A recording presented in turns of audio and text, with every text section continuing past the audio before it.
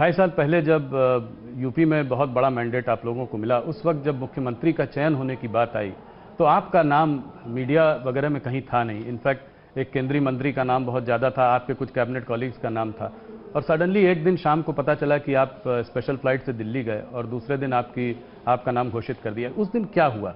ये चयन कैसे हुआ? कौन आपसे मिला? देखिए, क्या? मुझे भी नहीं मालूम था कि मुझे मुख्यमंत्री बनना है। जी।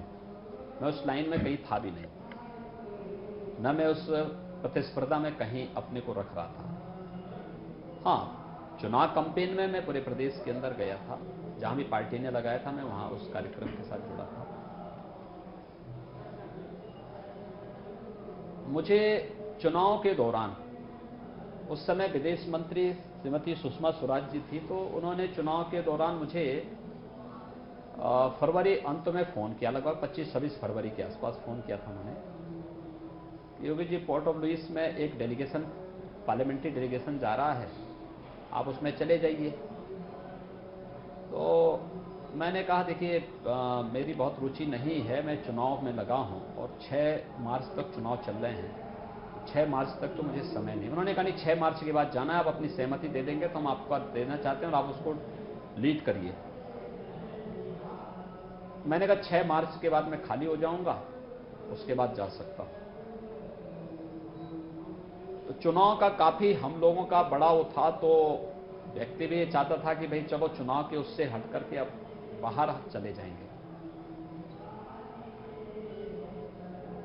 6 तारीख को हमारा चुनाव संपन्न हुआ और 8 मार्च के आसपास मैं दिल्ली गया था। मेरा पासपोर्ट आदि पहले जा चुका था। 10 के आसपास मुझे बताया गया कि पीएमओ ने आपका पासपोर्ट वापस किया है और आपको नहीं जाना है। तो खैर, मैं अगले दिन काउंटिंग होनी थी, तो मैं तो गोरखपुर की फ्लाइट पकड़ा, गोरखपुर चला आया। जी। लेकिन सुषमा जी का फोन मेरे पास जरूर आया। उन्होंने कहा कि प्रधानमंत्री जी ने आपका वो वापस किया है और उनका कहना है कि कल इलेक्शन का काउंटिंग होना है यूपी का, उनका योगी जी का यहाँ रहना आवश्यक है और इसलिए जो है आप बाहर नहीं जाएंगे, आपकी जगह कोई दूसरा जाएगा। मैं आया, अगले दिन काउंटिंग हुई। काउंटिंग में भारतीय जनता पार्टी भारी बहुमत से चुनाव जीती। 13-14 में होली थी, तो मैं होली को गोरखपुर में रहा। होली के बाद मैं दिल्ली गया था। 16 को मैं दिल्ली गया था। 16 को दिल्ली पार्लियामेंट्री पार्टी की बैठक थी। तो संसदीय दल की जो हमारी बैठक होती है, उस बैठक में भाग लिया। तो मेरी भारतीय जनता पार्टी के राष्ट्रीय अध्यक्ष अमित शाह जी से मुलाकात हुई। तो उन्होंने कहा कि आप कब आए हैं? मैंने कहा मैं तो आज ही आया हूं। उन्होंने कहा कुछ बात करनी थी, तो मैंने कहा मैं आ जाऊंगा। तो मैं उनकी आवाज़ पे गया। तो खैर सामान्य चुनाव के बारे में बातचीत हुई। उन्होंने कहा कि कहीं यूपी यहाँ छोड़ के मत जाना, दिल्ली छोड़ के अभी कहीं मत जाएगा, कुछ बात करेंगे हम। तो कुछ इंडिकेशन दे रहे थे वो, लेकिन साफ नहीं था कि आगे कुछ बात करेंगे। तो मैं ये मान के चला भाई चुनाव हो चुके हैं, परिणाम आ चुके हैं, कौन सी बात होनी है। तो मैं उसी दिन फिर 17 तारीख को मॉर्निंग में मेरा पार्लियामेंट में एक क्वेश्चन था, वो क्वेश्चन लगा करके दोपहर की फ्लाइट से मैं गोरखपुर चला गया। 17 की शाम को मेरे पास फिर राष्ट्रीय अध्यक्ष अमित शाह जी का फोन आया कि कहाँ हैं आप? मैंने कहा मैं तो गोरखपुर में आ गया हूं। कहा अरे गोरखपुर क्यों चले गए? मैंने तो कहा था यहां रहने के लिए। मैंने कहा मैं गोरखपुर चला आया, कोई कार्य था नहीं मेरा दिल्ली में, तो मैं गोरखपुर चला आया। कहा कि आप तत्काल दिल्ली आ जाइए, कोई जरूरी बात करनी है।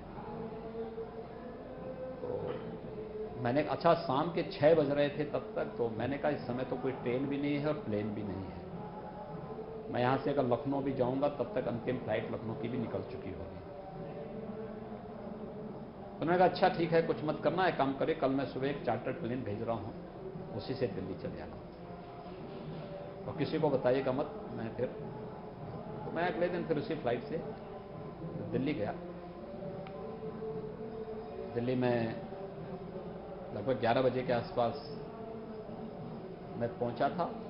राष्ट्रीय अध्यक्ष जी से भेंट हुई, तो उन्होंने कहा कि उसी फ्लाइट को लेकर के आप सीधे लखनऊ चले जाइए और शाम को 4 बजे आपको नेता विधायक दल का विधानमंडल का चुनाव होना है, उसमें आपको चुना जाना है और आपको कल शपथ लेनी है। तो ये एक प्रक्रिया थी। उसमें उसके बाद फिर 19 को शपथ ग्रहण हो, 18 तारीख शाम को घोषणा होती है और 19 को शपथ लेता हूँ। तो आपकी बात सुनकर ऐसा लग रहा है कि उनके दिमाग में आप हरदम थे, क्योंकि बीच बीच में आपको इस तरह की बातें वो कर रहे थे कि आप दिल्ली में रहिएगा, दिल्ली छोड़कर जाइएगा मत।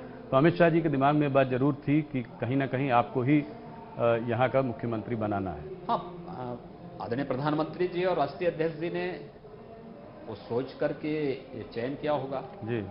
तो ये सारा एपिसोड मेरे सामने ये था।